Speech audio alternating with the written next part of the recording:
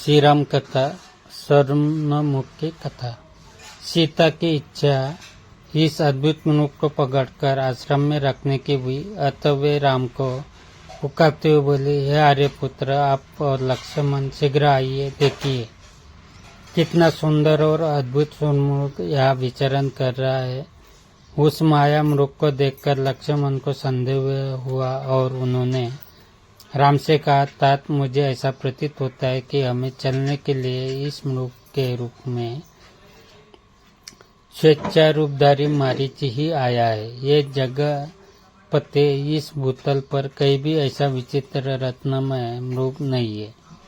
अतः निसंदेह यह माया ही है। लक्ष्मण को बीच में ही रोकते हुए सीता राम से बोली, हे नाथ, यह मृग अत्यंत सुंदर है, इसने मेरे मन को मोह लिया है।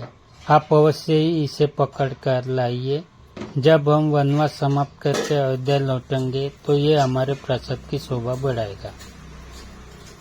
यदि यह जीवित न पकड़ा जा सके तो इसे मारकर मृगशाला ही ले आइए। मैं उस पर आपके साथ बैठना चाहती हूँ। सीता के आग्रह को देखकर राम लक्ष्मण से बोले, हे लक्ष्मण, निसंदेह इस मृग का रूप अत्यंत मनोहर एवं आकर्षक है। यदि यह पकड़ा भी नहीं गया तो मारा तो अवश्य ही जाएगा। इसमें भी संदेह नहीं है कि इसकी मृगशाला मनोहारी होगी। सीता का आग्रह पूर्ण करने के लिए इसे अवश्य ही पकड़ना चाहिए। तुम्हारी शंका के अनुसार यदि यह राक्षसी माया है तो भी इस राक्षस को मारना उचित ही होगा। तुम सीता की रक्षा करो, मैं इसे जीवित पकड़ने या मारने के लिए जाता हूँ। इतना कहकर राम अपने शस्त्रास्त्र धारण कर मायावी मृग के पीछे चल पड़े। राम को अपने ओर आता देख मृग भी उछलता कूदता गहन वन में भीतर चला गया। वह विविध वृक्ष झाड़ियों के बीच कभी छिपता और कभी प्रकट होता, कभी धीमी तो कभी द्रुत गति से भागने लगा। उसका पीछा करते करते रामचंद्र आश्रम से बहुत दूर निकल गए। अंततः मृग के दृष्टिगत होते ही क्रुद्ध होकर राम ने एक तीक्ष्ण बाण छोड़ा जो मारीच के हृदय तक पहुंच गया। बाण लगते ही मारीच अपने असली वेश में धराशायी हो गया और राम के स्वर में हे सीते, हे लक्ष्मण चित्कार करते हुए मर गए। उस राक्षस के मृत शरीर को तथा उसका अपने स्वर में चित्कार करना देखकर राम को लक्ष्मण का कथन स्मरण हो आया। वास्तव में यह मारीच की माया ही निकली।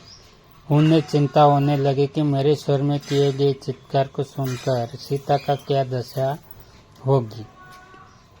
उन्हें किसी अनिष्ट की आशंका होने लगी और वे द्रुत गति से आश्रम की ओर लौट पड़े। इधर जब सीता ने अपने पति के स्वर में हे सीते, हे लक्ष्मण सुना तो उन्होंने व्याकुल होकर लक्ष्मण से कहा, हे लक्ष्मण, प्रतीत होता है कि तुम्हारे भैया अवश्य किसी संकट में पड़ गए हैं। तुम शीघ्र जाकर उनकी सहायता करो। उनके दुख भरे शब्द सुनकर मेरा हृदय चिंता से बहुत घबरा रहा है।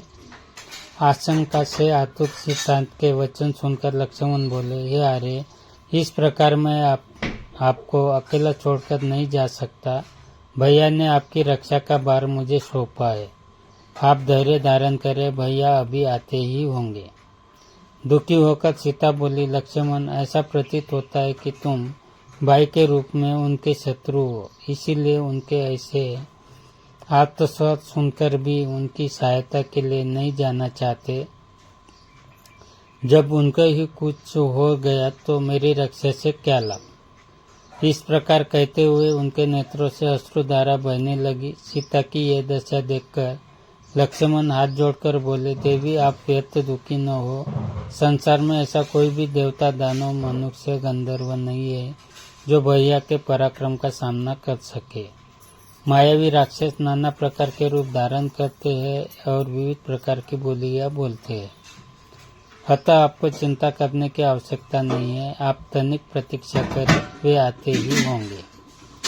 लक्ष्मण के तर्कयुक्त वचनों ने सीता के क्रोध को और बढ़ा दिया। वे बोली, लक्ष्मण, मैं तुम्हारे मानव भाव को भली भांति समझ रही हूँ। तुम राम के न रहने पर मुझे पा लेने की लालसा लेकर ही वन में चले आए हो। मैं तुम्हारी दुष्ट इच्छा को कभी पूरा नहीं होने दूंगी। राम के वियोग में मैं अपने प्राण त्याग दूंगी। सीता के वचन सुनकर लक्ष्मण का हृदय विदीर्ण हो उठा। वे बोले, देवी, मैं आपकी बातों का कोई उत्तर नहीं दे सकता। स्त्रियों के द्वारा ऐसे अनुचित और प्रतिकूल बातें मुंह से निकलना कोई आश्चर्य की बात नहीं है, क्योंकि संसार में नारियों का ऐसा स्वभाव प्राय देखा जाता है। आज आपकी बुद्धि भ्रष्ट हो गई है, जो अपने अग्रज की आज्ञा पालन करने वाले अनुज पर ऐसा दुष्टतापूर्ण लांछन लगा रही है। मुझे संशय हो रहा है कि आज आप पर अवश्य कोई संकट आने वाला है। वन के समस्त देवता आपकी रक्षा करे। वन के देवता उसके साक्षी है कि मैं आपके द्वारा बलद भेजा जा रहा हूँ। लक्ष्मण के वचन सुनकर सीता के नेत्रों से अश्रुधारा बहने लगी और लक्ष्मण उस ओर चल दिए जिधर राम